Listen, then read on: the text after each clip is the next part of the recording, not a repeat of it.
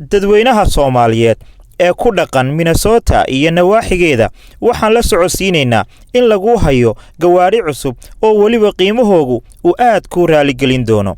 Haddaba horey u gaadh macdaarka baabuurta lagu iibiyo ee Volkswagen oo ku yaala Invergrove Heights.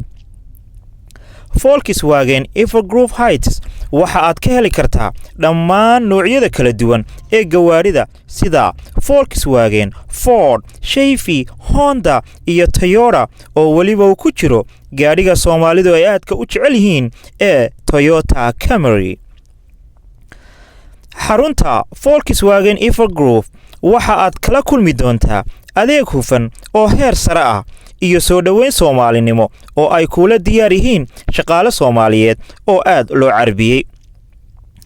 Maxamed Cali waa madaxa suuq-geynta.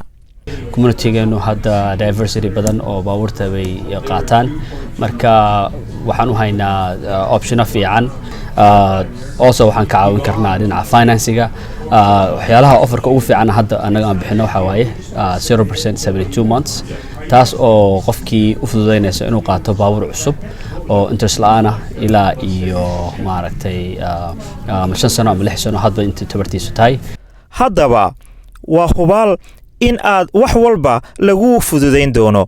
Fadlan la xiriir lambarka tooska ah ee Maxamed Cali oo ah 651 244 amaba soo booqo xarunta Volkswagen Invergrove Heights oo ciwaankeedu uu yahay 1325 bariga wadada kontonaad Invergrove Heights, Minnesota 5577.